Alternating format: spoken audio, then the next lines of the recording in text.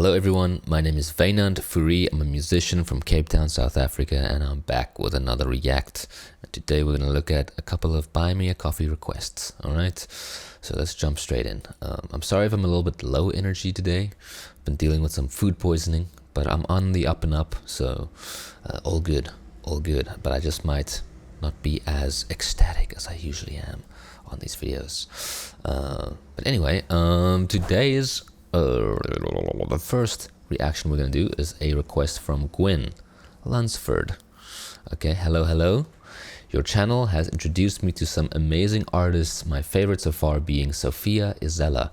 Her lyrical content combined with her youth astounds me. This is a song of hers that just dropped. She has a new EP coming out on the 23rd of May. All right, so SOFIA ISELLA, Crowd Caffeine. All right, there's a link. I've got it open right here. Caffeine. Is that how you spell caffeine? I think it is. I don't know. I'm dyslexic, so I don't know how to spell things. Anyway, let's check this out. I'm not sure if this is it looks like a lyric video maybe. Let's go. Okay, we got some piano to start off with. Is that her? Oh shit.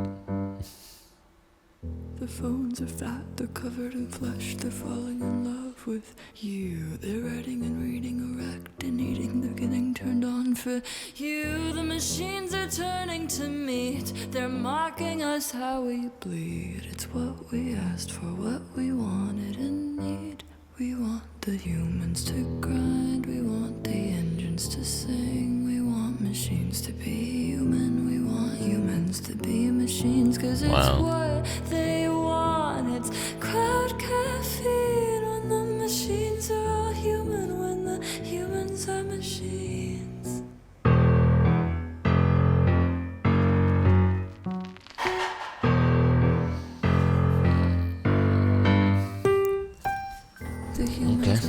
They all act the same, they have metallic lost brains. They respond to dings and bells and rings. Their dog being whipped by a screen. And they thought that they had brains, but their creation has them trained. And they're being controlled by what they made. Damn. We want the humans to. There's some powerful social commentary happening here. This is some Black Mirror stuff. Yeah. We want the humans to grind, we want the engines to sing. We want machines to be human, we want humans to be machines. Cause it's what they want, it's crowd caffeine. When the machines are all human, when the humans are machines. When the humans don't bleed, when the humans don't bleed. Wow.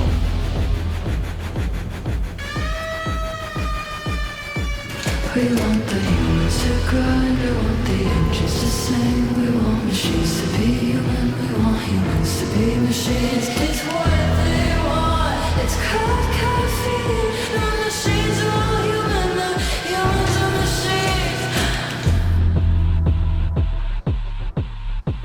Gracious, did I scare you? Is your stomach on the floor? Or were you expecting it embraced? Have you heard it all before? What will you drink when the screen goes black? When there's no more colors to get your dopamine back? Is it crowd caffeine? Crowd caffeine. Wow. Voices in the background. It's kind of like a crowd of voices.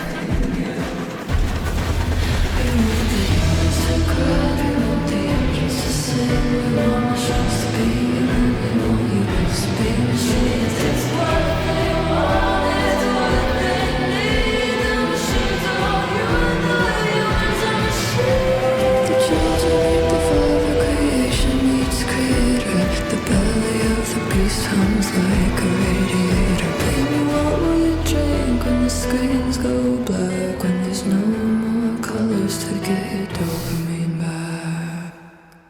Damn. Wow. And just like like that, the screen went black. Right? Damn. I think she purposefully didn't put in like end screen pop-ups for that one, because usually it'll be like, you know, 2 videos will pop up or something with like a subscribe thing, but she just left it black. Sorry, my headphone cable is stuck under my chair. Okay, that's a bit better. Freedom. I was chained to my headphones. Wow, some deep but also on the nose social commentary there. I think it's speaking to a lot of kind of moral debates happening at the moment, based on like the whole AI thing happening, you know, like AI making all this art that's kind of influenced or directly deprived from real artists' work, you know, like it'll be like turn this photo into a Studio Ghibli-esque image, you know, and it's like, is that ethically sound? Can like is that okay to do? I don't think so. But it's also like, I think speaking to how I guess we just want to improve machines. It's just this constant like improvement of machines to be more human, to be more like CGI. You want it to be more real. AI, you want it to look real. You want it to not feel like AI. You know, like an AI video. Like it's the length that AI has come, or like the steps that it's kind of taken to be where it is now is pretty insane. Like if you think about where it started with those videos of people eating spaghetti, I don't know why that was the intro to AI video, but like it's people and it looked weird, man. Like people's fingers were falling off and spaghetti was coming out like everywhere. Now it looks like, if you have people eating spaghetti in an AI video, it looks pretty real. There's still like uncanny valley, but it's only been like 4 or 5 years, you know, if you think about it. And pretty soon we're going to be in a space where you know, like you're not even going to need people to freaking film movies anymore. You're just going to type in the movie idea and the AI is going to churn it out, you know,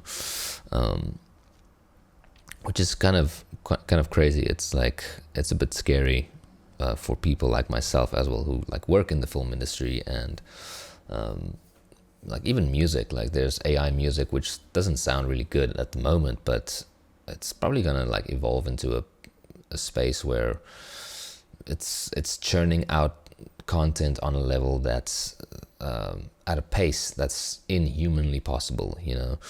And there's 2 sides to this whole thing, you know. Like it can be, okay, we have AI creating all this art now, you know, why, like, can't we just have AI do our taxes and do all the boring stuff and paperwork that we don't want to do, and then we can make the art? Like, isn't that something we can rather, you know, kind of embrace? Because like I use ChatGPT for a lot of like admin kind of stuff, you know, which is really helpful. But when it comes to creative writing, and like I once, just as an experiment, asked a ChatGPT to write me a song, because I've asked it to review a lot of my lyrics for me and give me comments on my lyrics. I was like, can you write me a song in my own style? And it wrote me like this whole song, and it was really bad. It was really, really bad. I was like, no, this is, well, either that means I'm really bad at writing music, or it's just like it can't really click those nuances that human creativity has, you know. And I think in a way that's gonna cause human creativity to be more valuable in the end, because it's gonna be like this high production of content made by machines. Human creativity is going to be more valuable because it's a bit more rare, almost, you know. I don't know, like this is a long discussion and a long long debate that we can have, or that I can have with myself. But I think coming back to the song, she's also talking about, like, I think social media and our phones, and like let's say you go on a train, you're riding the subway or something, like everyone's glued to their phones, everyone's kind of in this small little world that they've created, and it's also like if you hear, like, let's say you're talking to someone, you're in a conversation with someone, and their phone rings, or like has like a notification bell rings off, you can see their like attention go like, ooh, I need to check that. It's like there's these strings holding us, or like keeping us to our phones. And it is that like she's singing in the song also, it's like that dopamine fix, right? Like whenever you feel bored, or like you don't have something to do, or like maybe your dopamine's running a bit low, you just take out your phone, scroll through Instagram Reels or TikTok, and get that fix. You get that dopamine fix so quickly. And I think that's also like something that hasn't really been, we haven't had it long enough to do like scientific long-term effect studies on it. Like what are the after effects of having dopamine spill out of your brain 24/7. Like it can only, like, for instance, if you take a drug like MDMA or ecstasy, that just like opens the dopamine floodgates, and it like makes you really happy for like a few hours, and then the next day you feel horrible. So that's in a very extreme level of that happening. But there's always like a price tag hanging off these things, so I guess what I'm trying to say is like the long-term effect of like doing that slowly, because something like a drug can just give it to you instantly, but having that play off over a long term, it's almost like you're, like, let's say before phones and social media and all this stuff, our dopamine levels were like over here, our baseline was over here, and then you get some dopamine, and then it like decreases, because like when it goes up it needs to go down, and then it settles again at baseline. But I think if you're constantly like pushing your dopamine higher and higher, it's like the baseline is like lowering, so then when you're on an even baseline, it's now lower than it used to be, because we're constantly exposing our minds to like feeling happy. Oh, cat videos. Oh, look at this like person making this delicious dish, or whatever it is, like the content that you consume. It's bringing you this satisfaction.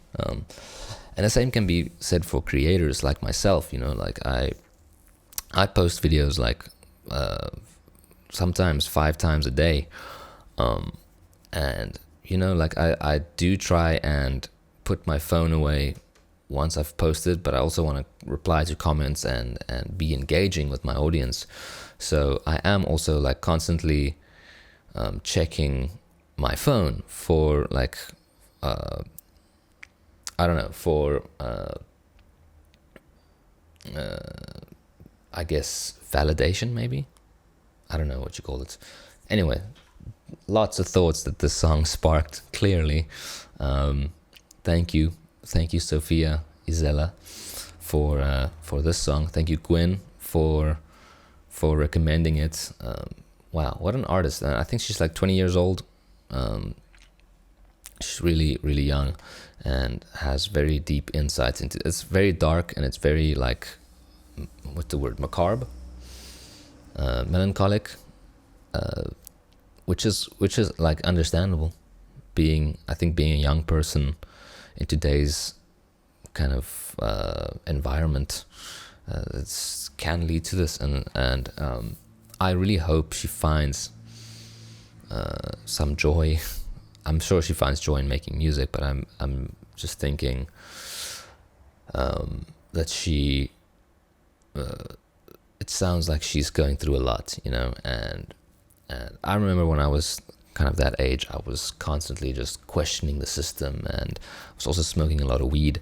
So that was kind of leading me down a dark road of dark thoughts constantly, and that's also not good. You gotta like see the good in life as well. You know, you can't just focus in on oh, everything is fucked, we gotta fucking you know, we're being controlled, we're like, yes, that is true to an extent, but you also gotta like take your own power back, and, you know, enjoy the little moments and not let it get to you, and not let it like consume your whole day or ruin your whole day, because that's how they win. That's how, if you're sitting in your room sad and depressed and you can't even leave your house, they've won, you know, like they've boxed you in. So I don't know, like find something that makes you happy. Find something, if it's just like walking in nature, or if it's playing some music with friends, or like making some food with your family, or whatever it is. Just find the joys in life, you know, and yeah, that's how you win, I think. The small, kind deeds of small folk. Anyway, thank you again, and I'll see you guys for the next reaction. All right? See you next time. Bye-bye.